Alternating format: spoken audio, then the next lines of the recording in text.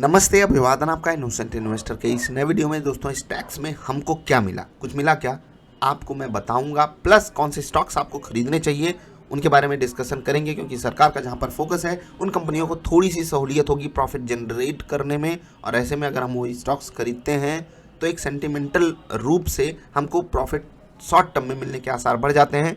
लेकिन याद रखिएगा, लॉन्ग रन में वही कंपनियां परफॉर्म करेंगी जिनके फंडामेंटल्स औरों से बेटर हैं। औरों से बेटर परफॉर्म करके जो कंपनी लंबे समय में देगी उसी का स्टॉक भी परफॉर्म करेगा। ये तो आप जानते ही हो, इसमें कोई मतलब रॉकेट साइंस नहीं है। खैर, निर्मला जी ने कुछ इंपॉर्टेंट बातें आकर के बोली हमारे सामने। मुझे लगता है माफ़ीनामा काफ़ी नहीं है, उनको कुछ करना चाहिए था, क्योंकि टैक्स लैब में थोड़ी सी रियायत तो होनी चाहिए। खैर, अब यहाँ पर कुछ कर नहीं सकते। तो मिडिल क्लास को क्या मिला? मिडिल क्लास को एक सॉरी मिला, ठीक है। उस सॉरी से मिडिल क्लास अपना काम चला ले, SORRY, ठीक है। उसके अलावा मिडिल क्लास को कुछ मिला नहीं। गरीब पब्लिक के लिए इसलिए सरकार काम करती है क्योंकि उनसे वोट चाहिए होता है। और इस कहावत की बात मैंने इससे पहले वाली वीडियो में भी की है। और अमीरों के लिए सरकार को इसलिए काम करना पड़ता है क्योंकि उनसे उनको पैसा मिलता है। इसको आप एक मजाक के तौर पे लीजिएगा, लेकिन जब कुछ मिलता नहीं ना तो दिल में एक ठसक, वो क्या कहते हैं, टीस रह जाती है। खैर, आगे बढ़ते हैं। सरकार का फोकस किधर है? मैंने जो है बजट पढ़ा, रिजल्ट नहीं, बजट। थोड़ा देखो, अंदर सब कुछ जा कर के समझ लेना ये मेरे बस की बात तो नहीं है, और आप में से बहुत सारे लोगों को बस की बात नहीं होगी। इसीलिए जो आसान भाषा में मुझे समझ में आया वो मैं आपको समझा रहा हूँ। पिछले बजट्स को देखो तो आपको एक बात यहाँ पर थोड़ी सी क्लियर नज़र आएगी कि इसीलिए जो है उनकी जो स्पीच थी वो भी छोटी थी, कि सरकार का जो मेन फोकस है, सरकार ने आकर उसको कहा और चीज़ें हमारे सामने रख दी। जैसे कि कैपेक्स की बात हो रही है, कैपिटल एक्सपेंडिचर। अब यहाँ पर अगर सरकार अपना कैपेक्स बढ़ा रही है, इसका मतलब है कि जो प्राइवेट कंपनियां हैं, खासकर जो बड़ी प्राइवेट कंपनियां हैं, वो इस मूव से खुश होंगी कि सरकार जब कर रही है तो हम भी करते हैं, क्योंकि सरकार करेगी बहुत सारी सुविधाएं हो जाती हैं उन कंपनियों के लिए।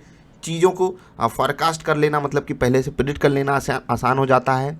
दूसरी चीज़, सरकार जब अपना कैपेक्स बढ़ाती है ना, वो एक कंपनी को कुछ काम देगी। चलिए अभी के समय पे मान लेते हैं L&T, क्योंकि कैपेक्स बढ़ा है तो ऑफकोर्स ये बात है L&T के लिए चांदी ही चांदी है।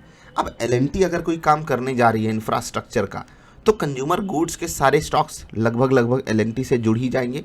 कुछ ना कुछ इनको ये सप्लाई करेंगे। और याद रखिएगा, सरकार पैसा दे रही है L&T को, L&T डिमांड क्रिएट कराएगा किनके पास?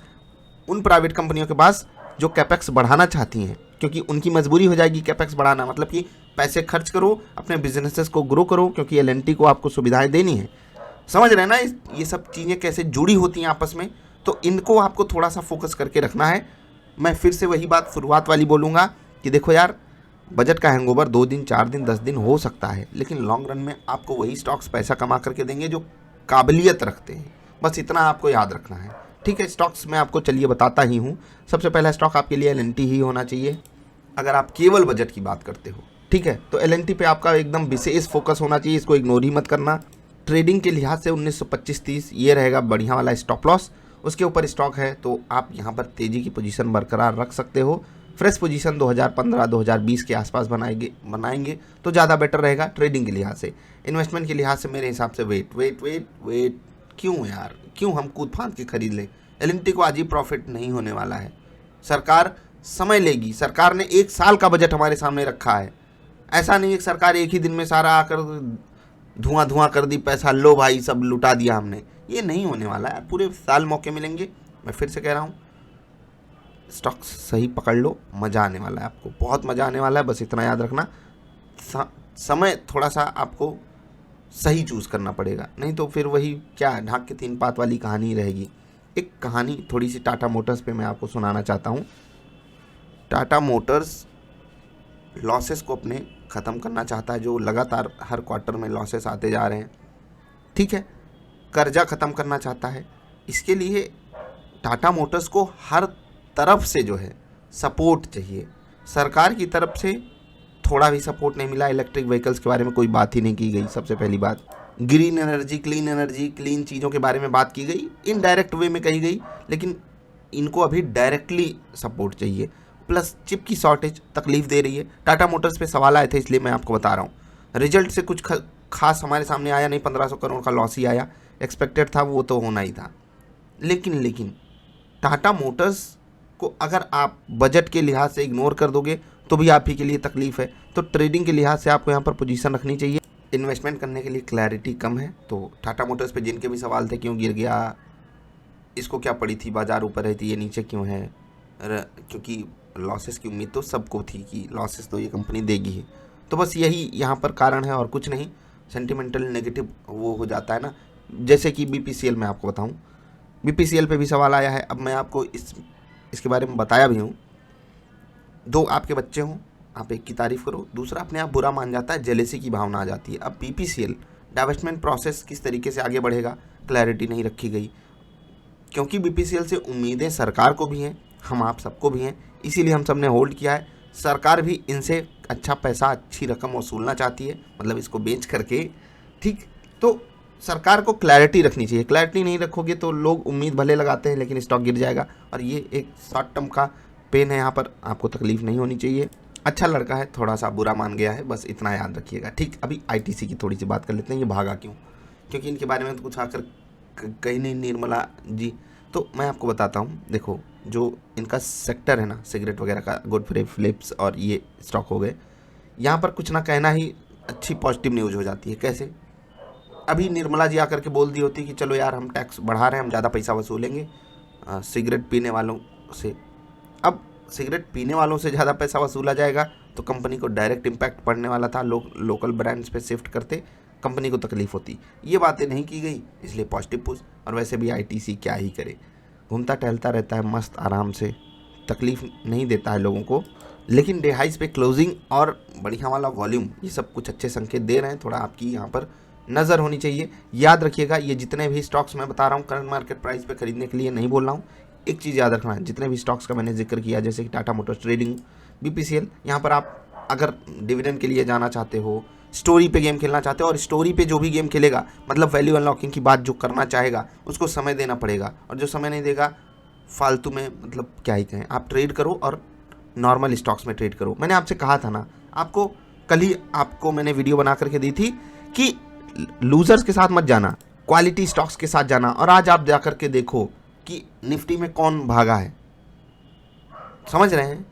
और आपको अगर लग रहा है कि TCS आपको वैल्यू प्रोवाइड नहीं कर रहा है, तो ट्रेडिंग के लिहाज से आप वहाँ पर पोजीशन बनाओ, अवॉइड मत कर दो। ठीक है, ठीक। टाटा स्टील आपने देखा ना कितना बढ़िया चला, लोअर लेवल से कितना मस्त इसमें रिकवरी आई।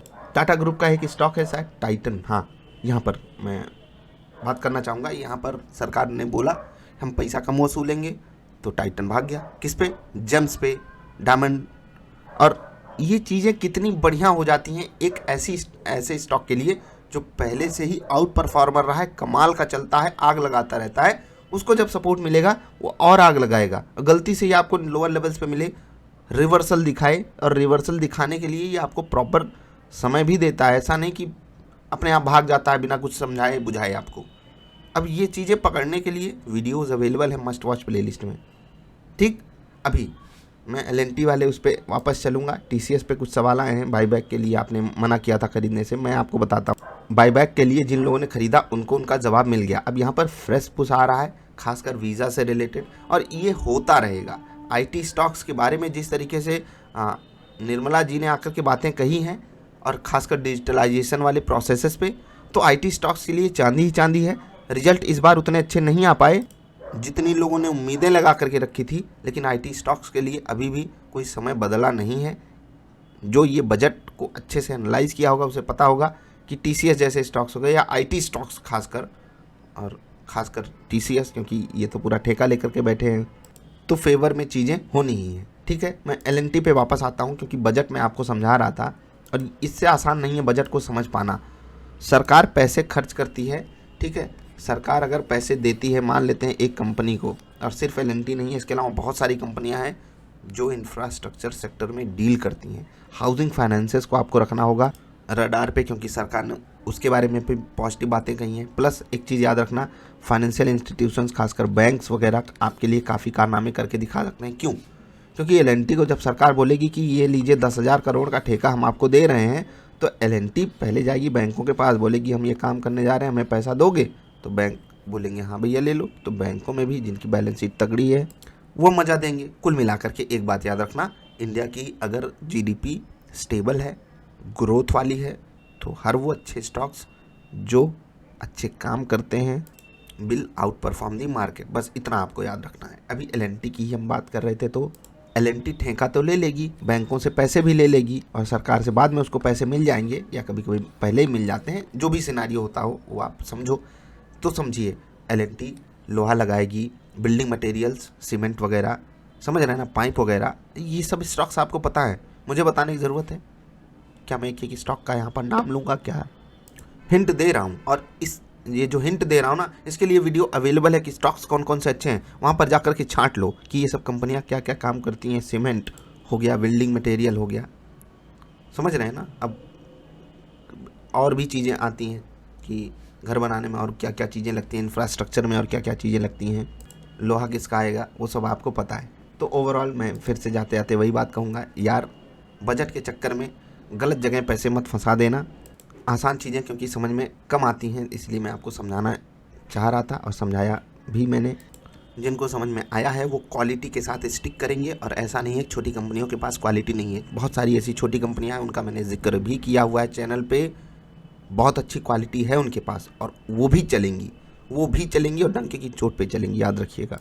सरकार अगर ज़्यादा पैसा खर्च कर रही है, प्राइवेट कंपनियां भी खर्च करेंगी। ओवरऑल सिनारियो में छोटी कंपनियां बहुत तेज़ी से भाग जाएंगी, बड़ी कंपनियां आपको स्टेबिलिटी देती हैं, मतलब एक सेंस ऑफ सिक्योरिटी देती हैं कि यार मेरा पैसा डूबने वाला तो नहीं है। बाकी आप जिस तरीके के भी ट्रेडर या इन्वेस्टर हो, अपने हिसाब से अरेंज करो, और सब बातें मैंने आपसे पहले भी की हुई हैं। मस्ट वॉच प्लेलिस्ट आप ही के लिए, वहाँ पर जाकर वीडियोज़ को देखो और चीज़ों को समझो। अगर नॉइज़ में पड़ोगे, हवाई बातों में पड़ोगे, तब आलतू फालतू स्टॉक्स ले करके आलतू फालतू चीज़ें होंगी फिर आपके साथ, और क्या ही कहें। बाकी जिनको बातें समझ में आई वो लाइक करेंगे, सवाल सुझाव बताइएगा, जो भी हो आपका। बाकी आपकी अगर कोई बजट वाली पिक है तो नीचे कमेंट करके बताना, 2-3 बस, उससे ज़्यादा कमेंट मत करना। आप क्या इस बजट पे आपको क्या ऐसा लग रहा है कि बढ़िया वाली परफॉर्मेंस दिखा सकता है, क्योंकि सारी चीज़ें अगर आप देखोगे ना कैपेक्स के आसपास ही डील कर रही हैं, मतलब इस बजट में कुछ नया नहीं है। ठीक है, निर्मला जी थोड़ी सी अगर छूट दे दी थी टैक्स वगैरह में तो मज़ा आ जाता। क्या कहें, माननीय वित्त मंत्री हमारी, सम्मान तो करना ही पड़ेगा। ठीक है, जो भी आपने किया, हम थोड़ा टैक्सेस ज़्यादा दे देंगे, सुविधा थोड़ी सी बढ़ जानी चाहिए।